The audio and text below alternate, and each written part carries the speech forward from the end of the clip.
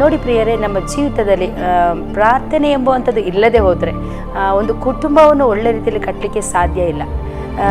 ಲೋಕ ಪ್ರಕಾರವಾಗಿ ಅಂದರೆ ನಾವು ನೋಡುವುದಾದರೆ ಅವರ ಜೀವಿತದಲ್ಲಿ, ಅನೇಕರ ಕುಟುಂಬದಲ್ಲಿ ಅನೇಕ ಸಮಸ್ಯೆಗಳು, ಅನೇಕ ನೋವುಗಳು, ಅನೇಕ ದುಃಖಗಳು ಮತ್ತು ಅನೇಕ ಇಕ್ಕಟ್ಟುಗಳು ಬರಬೇಕಾದ್ರೆ ಅವರಿಗೆ ಯಾವ ರೀತಿಯಲ್ಲಿ ಆ ಸಮಸ್ಯೆಯಿಂದ ಹೊರಗಡೆ ಬರಬೇಕು ಅಂತೇಳಿ ಅವರಿಗೆ ಗೊತ್ತಾಗೋದಿಲ್ಲ.